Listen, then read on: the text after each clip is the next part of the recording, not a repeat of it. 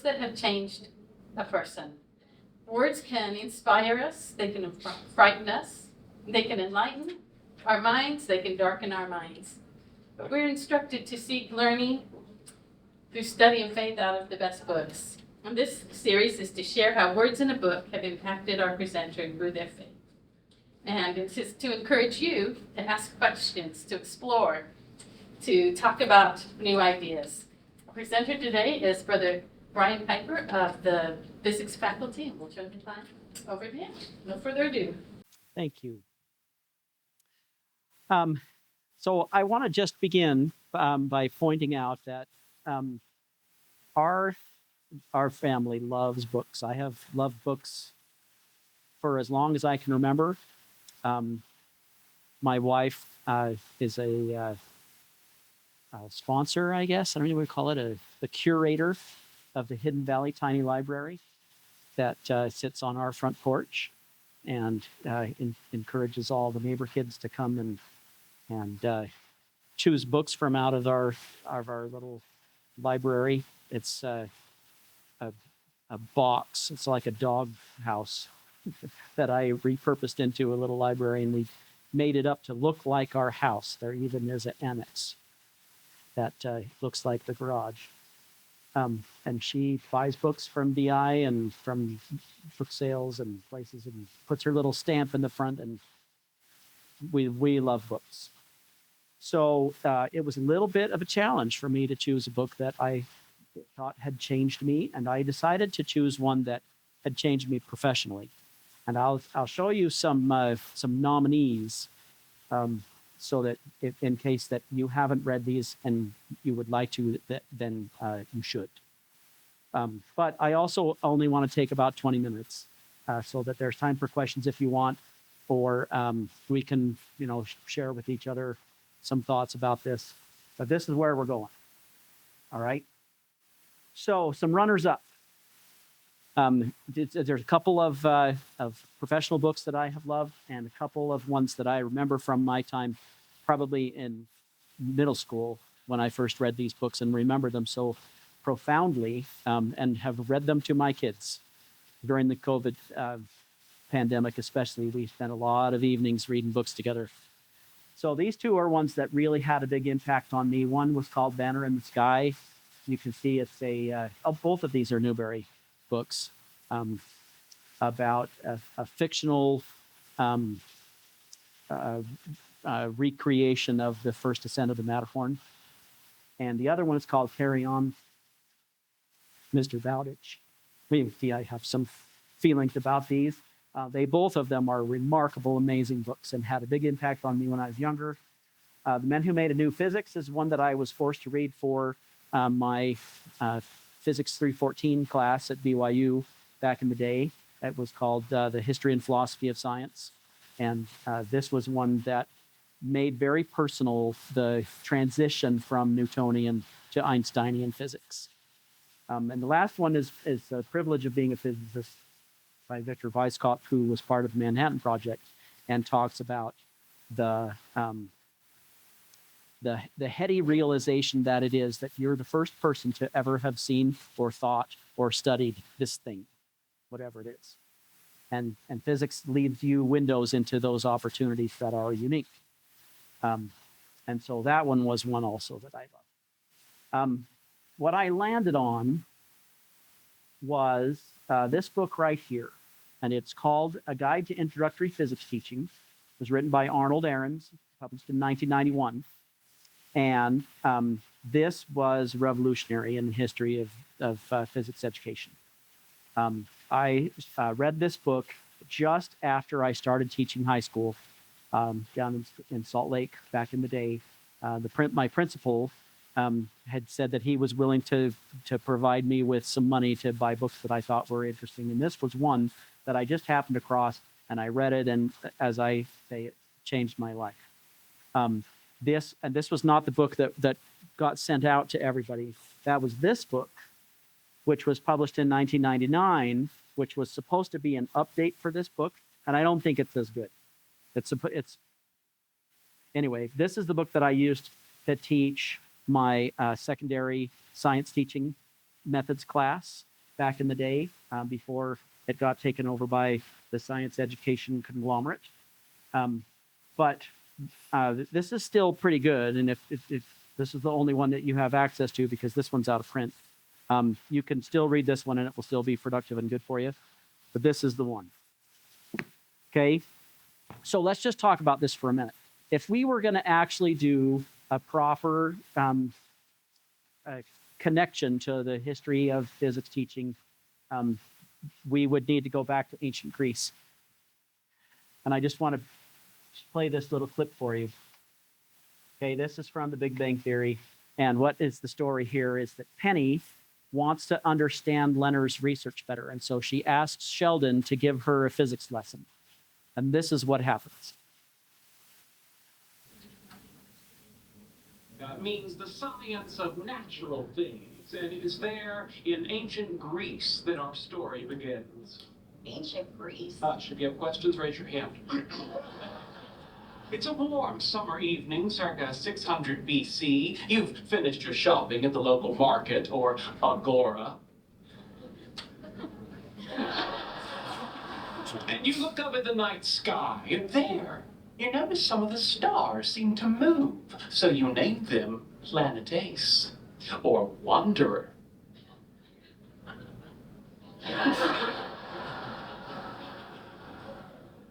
Yes, Penny? Does this have anything to do with Leonard's work? This is the beginning of the 2,600-year journey we're going to take together from the ancient Greeks through Isaac Newton to Niels Bohr to Erwin Schrödinger to the Dutch researchers that Leonard is currently ripping off. 2,600 years? Give or take. As I was saying, it's a warm summer evening in ancient Greece. Yes, Penny. I used to go to the bathroom. Can't you hold it? Not for 2,600 years.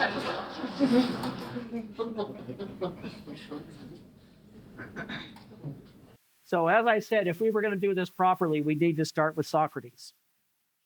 And Ahrens really does take a page out of Socrates' book in his the way that he encourages us to think about how people learn physics. But in about 1930, there was a group of physicists that decided that rather than do more physics associations, you know, because the American Physical Society had also just been formed. They decided they were going to start the American Association of Physics Teachers. That would focus more on teaching physics.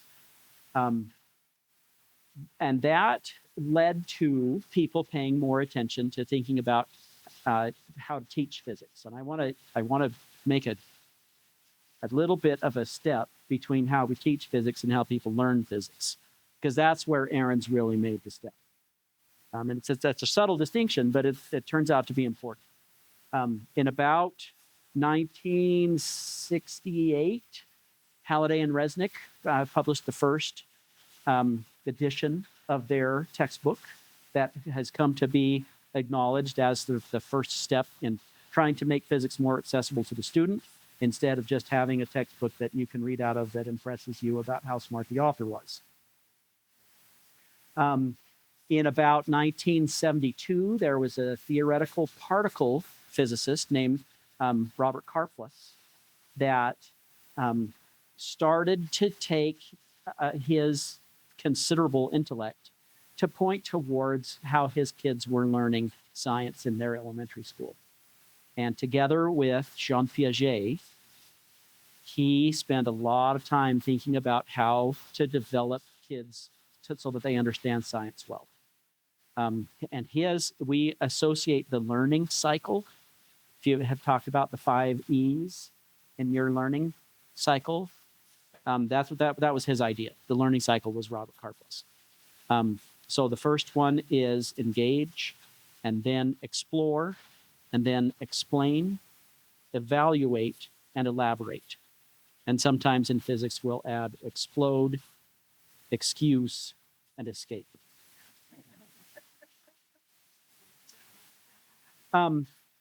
So Karplus's learning cycle was a big deal, and we still use the learning cycle in our education classes to talk to kids about how to think about lesson planning. He was a physicist. In 1990, there were two researchers at the University of Arizona with a handful of graduate students that wrote the Force Concept Inventory, which we still use to evaluate misconceptions in forces and motion. And about that same time period, Arnold Ahrens, who was a solid state physicist, changed his attention from doing condensed matter research to education. He had a colleague whose name was Lillian McDermott, who started an education program in the physics department that they called the Physics Education Research Group. And they were at the University of Washington, and we still revere the PERG, as it came to be called, as sort of the birthplace of modern physics education research. When Ahrens died in about 2000, it was a big loss to the community. But his legacy, one of Lillian's graduate students was Randy Knight, who wrote this book called 5 Easy Lessons that elaborates a little bit on Ahrens's theory, but it wasn't the groundbreaking and amazing thing that Ahrens did. So I chose this one instead, and I want to just point this out. I'm going to read a short passage from the beginning of chapter 2.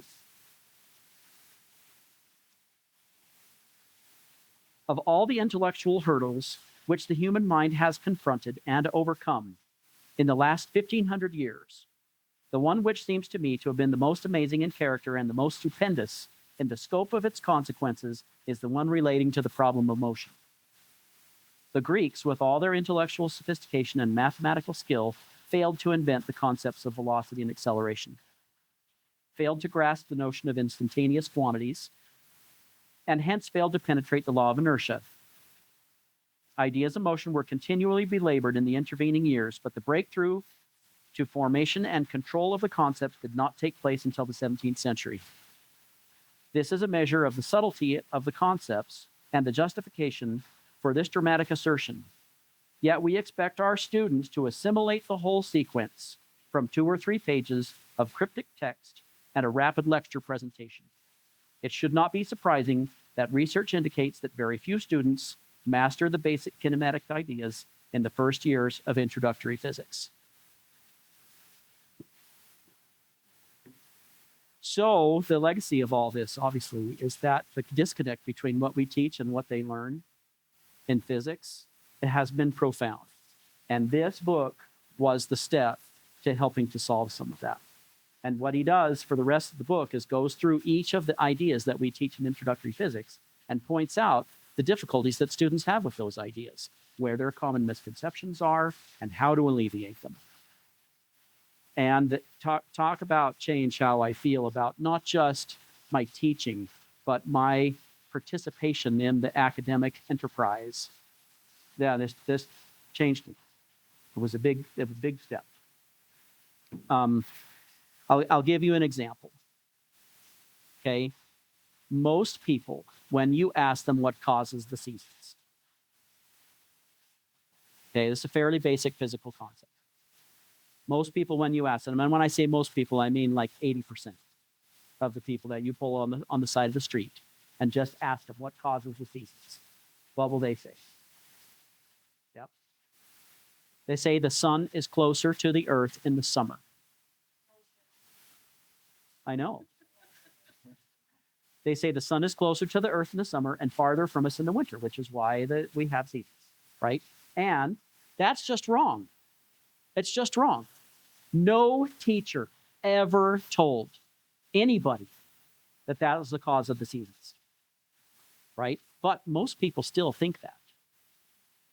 So when you go to somebody and you say, what causes the seasons? And they say, oh, it's because the Earth is closer to the sun in the summertime. And you say, well, the Earth's orbit is almost perfectly circular. And they'll say, well, what about like fires, right? If I stand closer to a fire, it's hotter. right? And so I want to take and apply that same idea to being closer to the sun. And it makes sense to me, even though nobody ever told me that. And it's likely that in their about 5th grade class, their teacher actually said, the Earth is tilted. The axis of the Earth's orbit is tilted a little bit, so that the part of the Earth that is pointed toward the sun gets more sun in the summertime and less in the wintertime. The tilt is the thing that causes the seasons, right? They were told that in about 5th grade, and they didn't believe it because it runs counter to the experience that they already had. So to get them to change that ends up feeling a little bit like religious conversion, right? I tried to write a paper about that, and it didn't get accepted at the conference that I sent it to. But the difficulty with this is that when you tell a kid this, that this is not the reason for the seasons, they have 3 options. 1, they can abandon their former misconception and adopt yours. 2, they can ignore you and still think what they want to, regardless of what you said. And 3, they can make a parallel house of their ideas to your ideas. And they make a new house over here, that's what you told them to say. And this is the house over here that they actually live in. Okay? Then, when you say, what did I tell you to tell me? They are capable of telling you what you told them to tell you. But this is what they really think. And it gets in the way of them actually understanding what's going on. And this happens all over the place. Not just in science. Obviously, the misconceptions are common in science. But it happens in other places in our lives. And to get at this whole thing, this is what Ahrens is talking about, is that you have to get them to pull out what they think and put it on the table, and then interact with it. Have experiments that you can show them or make them do is even better. And then get them to talk about it. Say, this is what I really think. And then Socratically, you can say, all right, if that's true, then this should happen. Is that what happens? And they'll say, wait, no, that's not what happens. Well, then how do we explain this? That's the process of conceptual change. And that's what Ahrens is getting at here. And that's what really happens if you want things to change. If you want to change their ideas, you want them to change their mind, then this is the only way. Otherwise, they do this ignore you or form a parallel construction that doesn't really hold up. Okay, that's what we're after here, and that's why this book was so impactful to me and has changed how I teach and how I feel about my career. Thank you.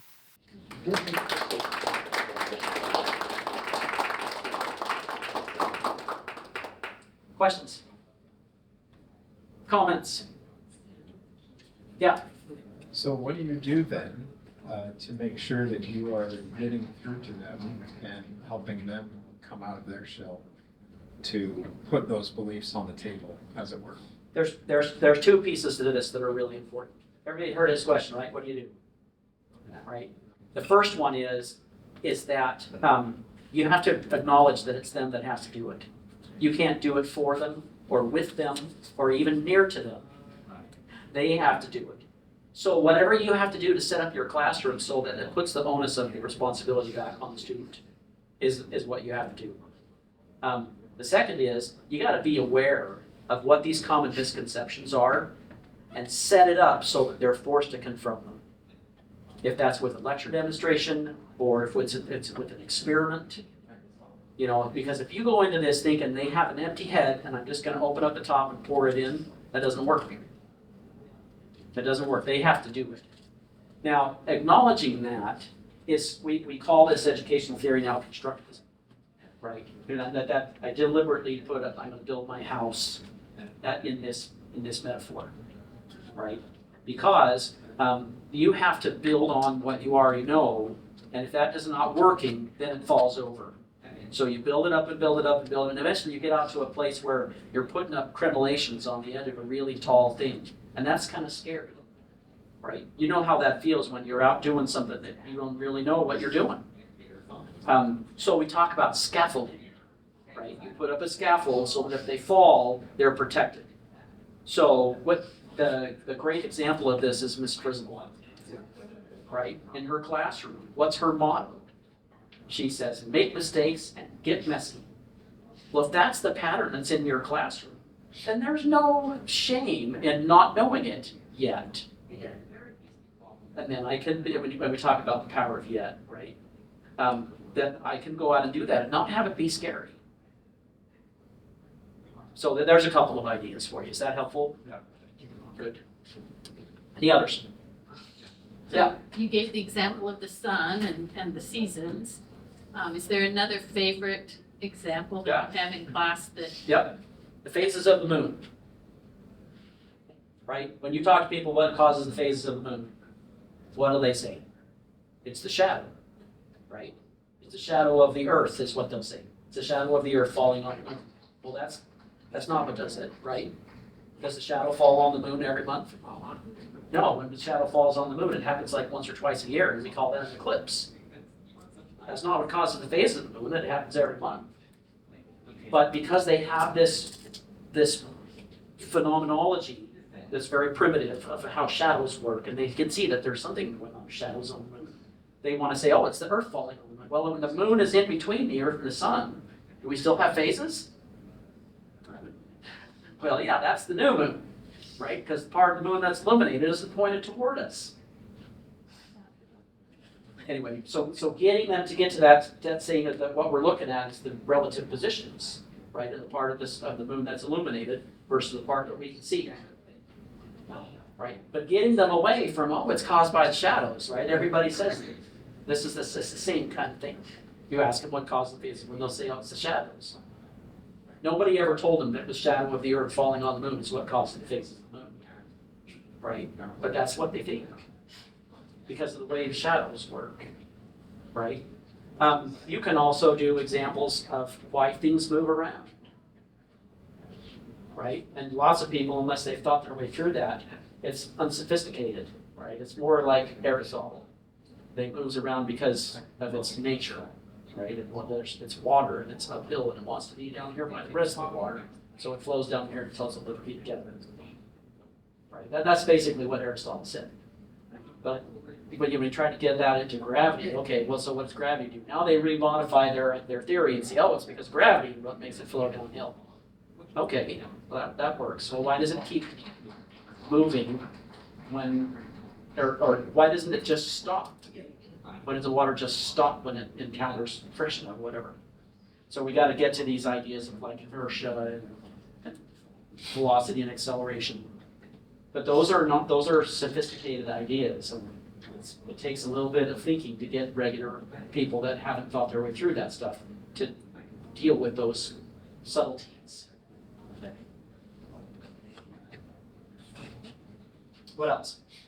Yeah. Do you find that people are like intrinsically unwilling to look at things they don't know they should?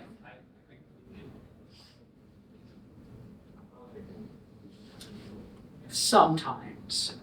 I don't think that it's universal, because I think some people are curious and want to go in and experience those things and learn how people think about stuff like that. But yeah, the parts that are scary, that you have to admit your ignorance, nobody wants to do that just for fun. But it is a little scary. Yeah. You're a physics teacher, and this book seems very relevant and practical and useful for you. Yep. What are some of the more, I guess, less particular, more universal benefits we can gain from Arnold and his theory, or from your experience with reading the book? One of the things that he puts out in this book for teachers is that he spends a lot of time talking about proportional reasoning and ratios and things like that, and how hard that is for people to set up proportions. Mm-hmm. And then he says, for example, we have 2 ears and 1 mouth. We should use them in that same proportion. And I think this is a really profound idea for teachers, is that it's really hard for us to tell if what we're doing has any impact if we don't ever stop talking. Right? We gotta let them reflect back what they're hitting. And that's a really important idea, is that you gotta let them do it. And you'll be able to tell by asking them, okay, what do you got? Brother Hanson loves to do this all the time. Repeat back to me what I just said. And if you were listening close, then you can give him back exactly the same words. But if you weren't, then you gotta try to sort of reframe it.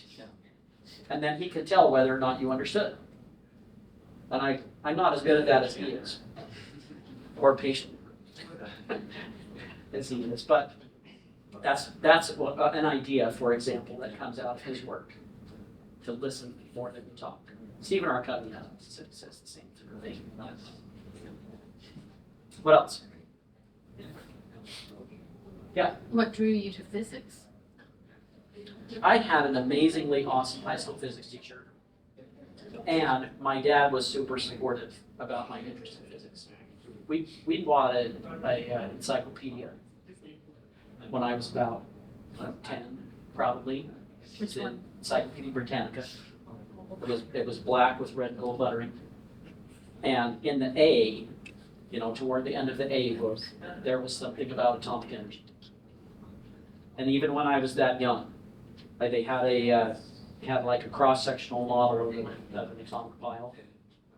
And so I built one out of straws and toilet paper rolls. And my dad was super supportive, showing it off to all our neighbors and stuff.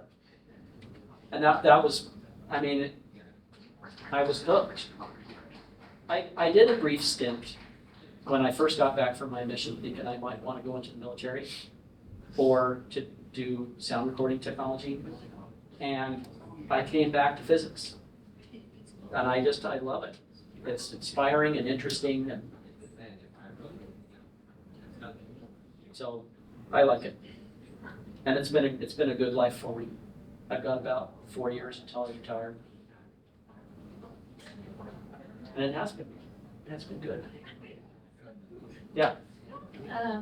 So one of your runners up was Carry On, Mr. Bowditch. Yeah. And I have heard that title before, but I don't know what it's about. Could you give a brief gladly. summary without? So Nathaniel Bowditch was an actual historical figure who lived in Boston in the early 1700s.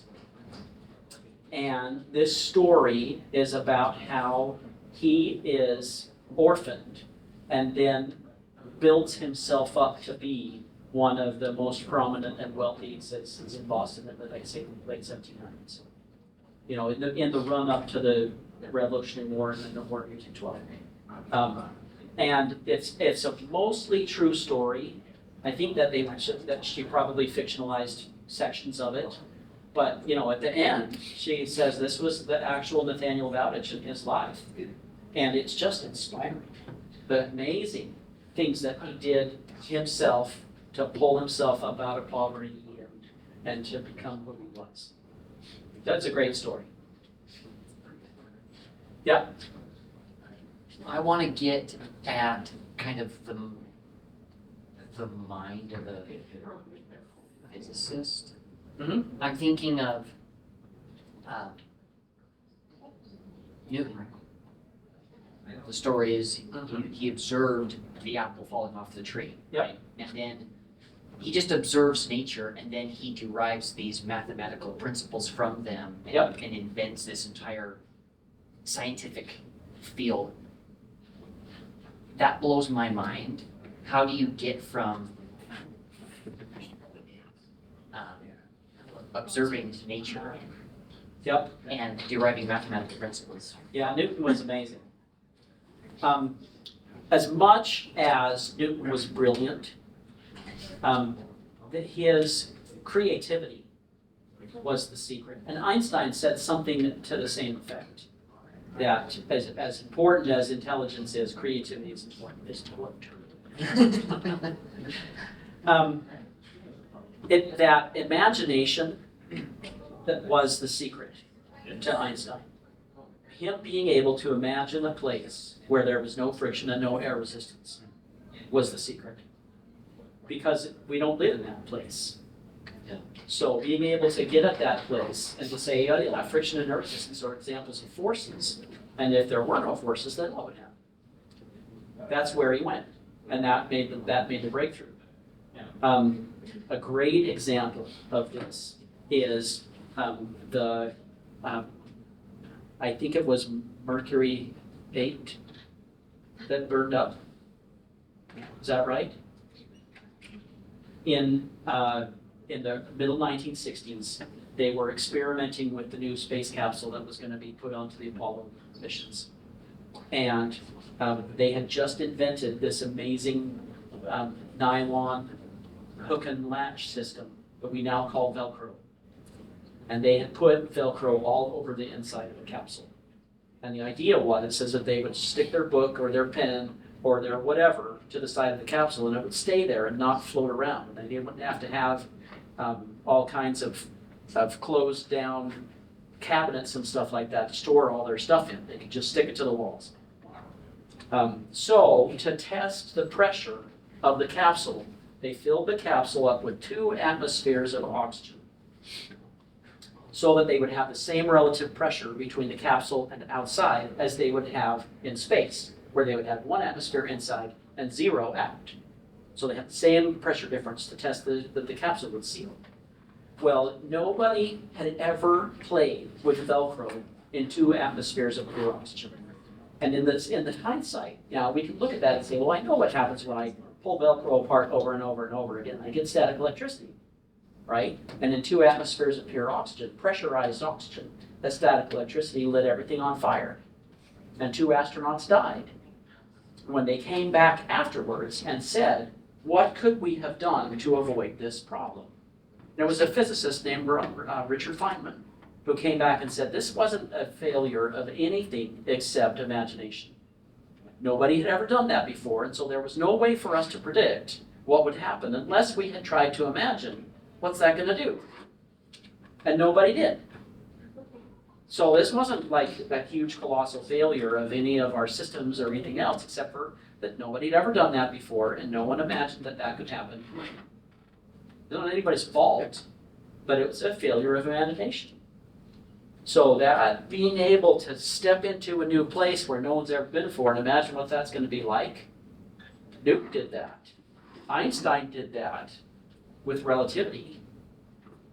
And we have several other examples of that. The guys that invented superconductivity did that. The guys that found the top and bottom quarks.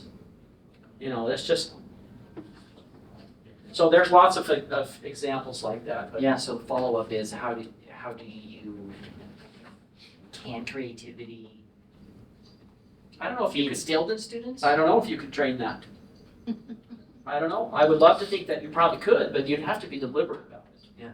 In the same way that we have to be deliberate about dissolving these misconceptions and then getting them on a path that they've got good foundations to go forward.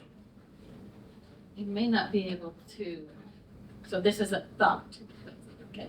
You may not be able to teach creativity, but you can certainly stifle it. Oh, yeah. So Yeah, it's, good point. how do we not stifle the creativity? How do we encourage them Yep. to not be afraid to ask the questions, to not be afraid to mess up, and to not be afraid?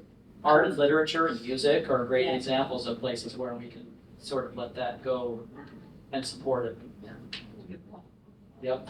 There's another hand back here. Yeah, so I was just wondering, like, if you have any recommendations for, like, things that someone like me could, like, use to learn more about physics that would be, like, easy to understand for someone who's, like, a layperson but just wants to, like, learn some more about it. Yep. There's a couple. And some of them are discipline specific, like a certain part of physics. There is a really beautiful book called The Dancing Wu-Li Masters that talks about sort of Far Eastern philosophy in the yin-yang parts of particle and wave. in modern physics. So that one's really fun. There's a book by Robert March called Physics for Poets. That's really fun. Richard Feynman, who's the one that did this analysis for the Apollo program, he wrote a book that is called Surely You Must Be Joking, Mr. Feynman, which is a fun sort of autobiography pass through that whole time period of when modern physics is being invented. There's a fun one by George Gamow called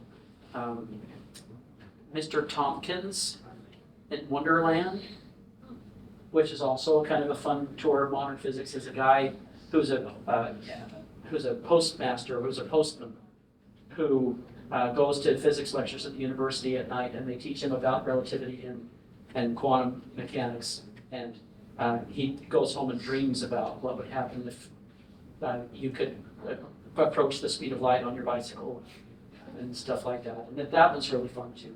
But there are several of these around, that are sort of trade publications about how to think about modern science in fun ways. What's the name? The Dancing Wu Li Masters by Gary Zukov. There's another one that's called the Tao of Physics. That's like the Tao of Pooh, only of physics. And those are kind of fun. But those are more about modern physics, which are still fun. Yeah. Question. Yep.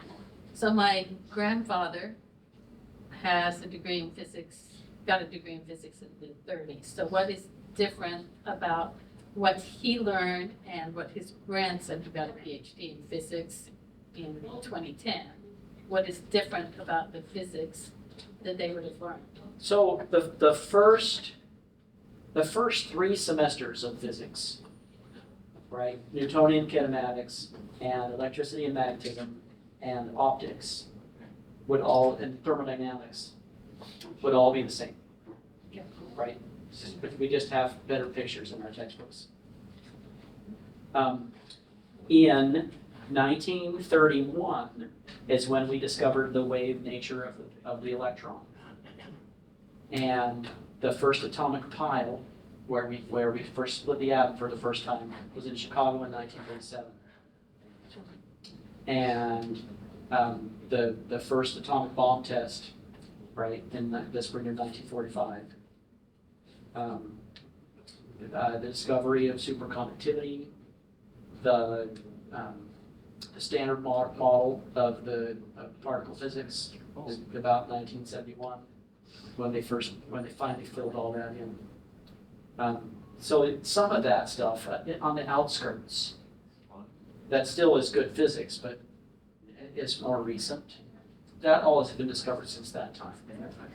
But like I said, the first 3 semesters are the same, because that's all based on Newton.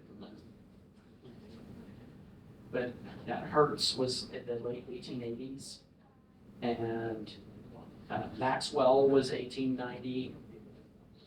So those are all of the wave mechanics and stuff like that. Yeah, so it is interesting to think about the stuff that we teach our freshman physicists, freshman physics majors, is the same stuff that they figured out in 60 year old. My dad talks about riding in cars with him, and whenever they would go around a corner and he'd slide across the seat, my grandmother would say, E = MC squared. Yeah.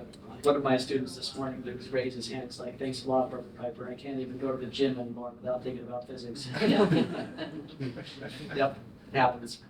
You wait till you start critiquing the physics in your movies.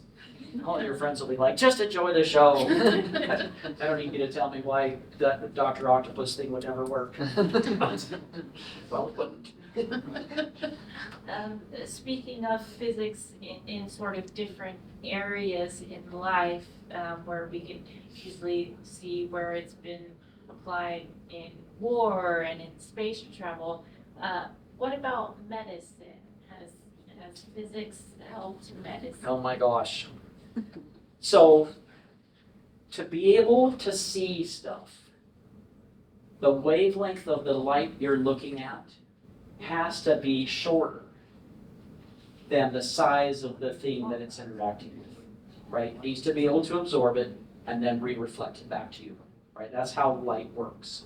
To be able to see it, the light that you're looking at with has to be shorter wavelength than the size of the thing you're looking at. Well, if the size of the thing that you want to look at is smaller than the wavelength of the light you're using to look at it, you can't see it. Right? So visible light has wavelengths that are on the order of about 1,000 angstroms, maybe 5,000 angstroms. Okay? The size of a cell is smaller than that. So if you want to use visible light to look at a cell, you can't. You can't see it, let alone DNA, right? You can't. We don't have light that short. You got to look at something with a shorter wavelength, with a smaller wavelength.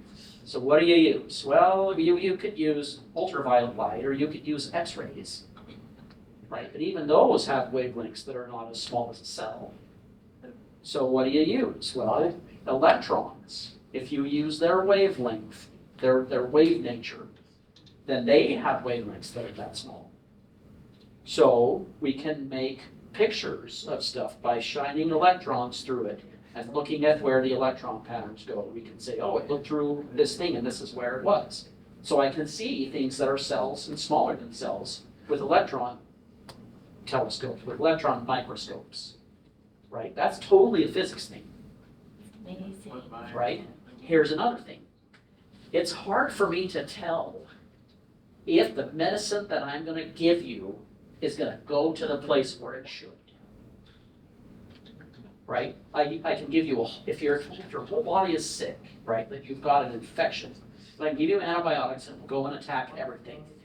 But if your gallbladder isn't working right, and I give you medicine that's supposed to go to your gallbladder, only a small amount of it is going to go to your gallbladder. Right? Unless I can take that medicine and attach it to a protein that goes to your gallbladder. How do you attach it? Well, you do chemistry and physics on it, and it attaches. And now that protein is going to go to your gallbladder. So if I give you the medicine attached to that protein, it doesn't go anywhere else. It goes straight to your gallbladder. Right? That's physics. That's amazing. Okay? If you have a thought, your head has a thought. What is that? Well, what happens is that one of your cells in your brain lights up. And when it does that, it gives you a little more blood to that part of your brain. So if I take and put something up above your skull that's looking at where the blood in your brain is, I can tell when you have that thought because that part of your brain lights up. So if I inspire your brain with something that I know is going to go to your eyes, your eyes are getting it, that's going to go right here to the back of your brain. So if I look at the back of your brain and then show you stuff, I can tell you where in your brain that's happening. And you put little things in there that are detecting basically heat inside of your head. So if you are going to have epileptic seizures, and I want to be able to take out the part of your brain that's not working right, and not hurt the parts that are going to have you be able to still smell or talk or see, then I can inspire your brain to do what I want it to, and then map those parts. And then when I have to go in and cut out the part that's having epilepsy, then I can just take out the parts that I don't want anymore and save all the parts that you need. And that's hard, but that's physics, right? The way that I'm seeing what's going on in your brain is totally with physics. So there's all kinds of interesting applications for stuff like that. What else? So how does physics witness of God's love to you? His power, what are some ways?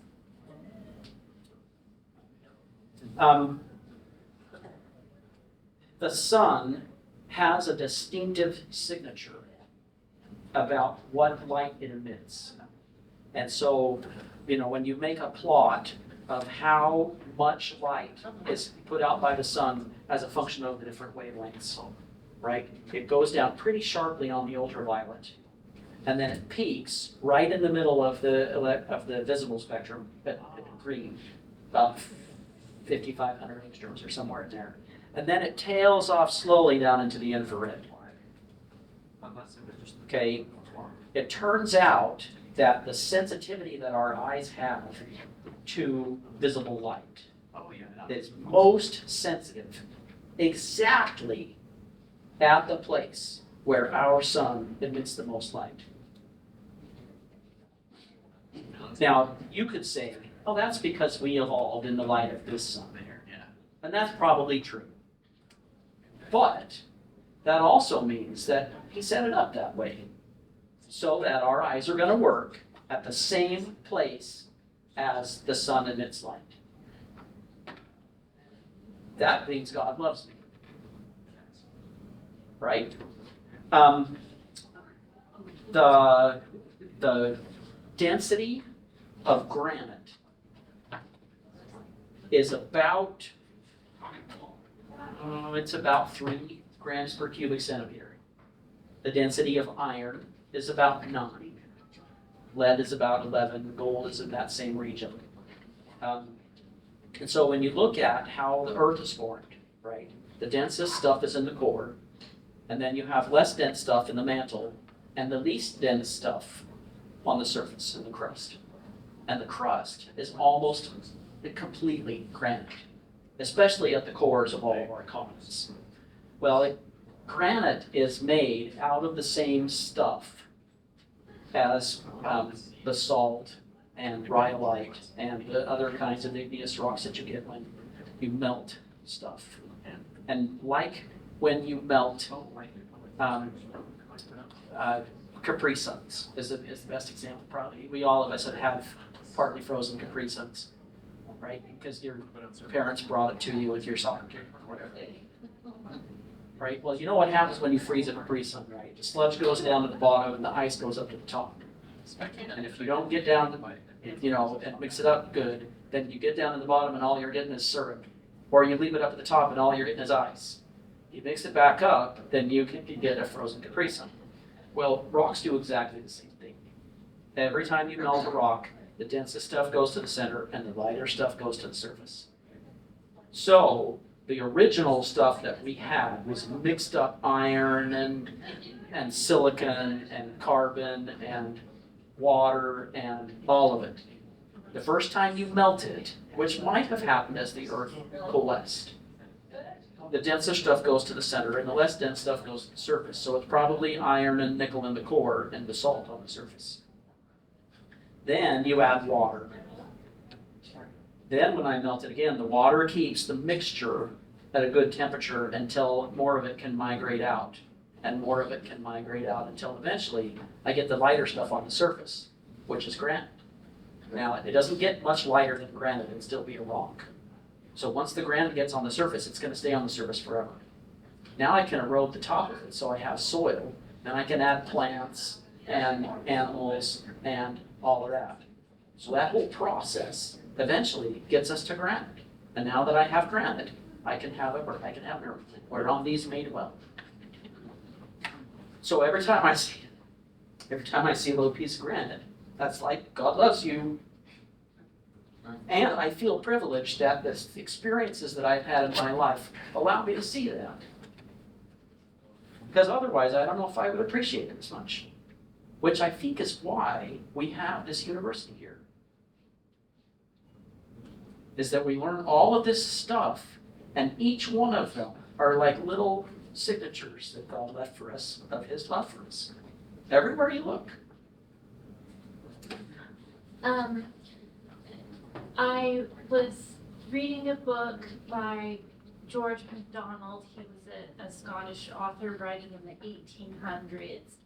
And he was a fiction writer, but he starts off one of his books kind of describing the landscape. And then he says, when Earth first was a blot that flew off from the sun, and then became the Earth. And I thought, I have never heard of that as I don't know if it was a common thought in the 1800s or if It might have been. that was something that he just made up for his story of that we I don't- came from. I think he probably just threw that out there. I don't know that there ever has been a theory about that the Earth used to be part of the sun. Okay. Yeah. But I remember the first pictures from the Hubble Space Telescope, and they said this is the birthing place of stars. Yep. So that's kind of going with that. Any others?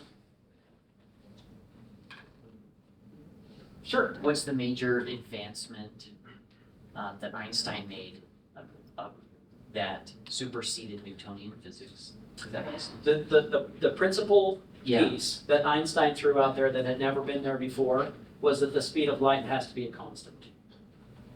Whoever you are and wherever you are and whatever you're doing, you're going to see the speed of light be the same. Even if you're moving really fast. Well, for that to be true, then our notions of time and space have to be different. And that's where stuff gets messed up about time dilation and length contraction and stuff like that.